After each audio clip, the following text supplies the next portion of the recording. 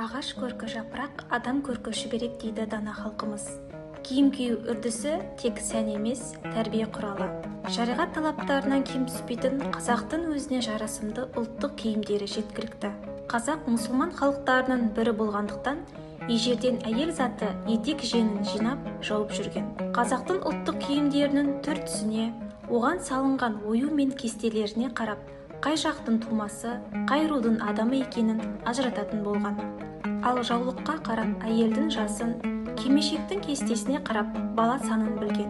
Дүниеге келгеннен бастап қыз балаға ит тақия, сырма, көз моншақты тақия кигізген. Балауса шағында қыздарға үкілі тақия, тереш, жұрынды бөрік, маңдайы кестеленген шыт байлама тағады. Бойжеткен шағында мажанданған кепеш, топы, жанатпен жиектелген қауырсын қадаған дәрежелі қарқара бөрік киген. Қыз баласы ұзатылғанда сырты асыл тастармен көмкерілген сәукеле киетін, ал күнделікті өмірде желек киген.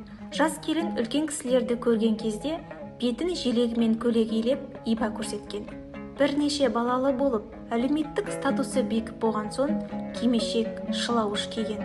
Осыған қарап, қазақтың қызы тұрмысқа шыққанға дейін басына орамал салмаған деп айта аламыз.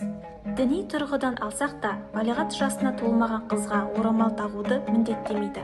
Мұны мұсылман жамағаты дұрыс түсінуі керек.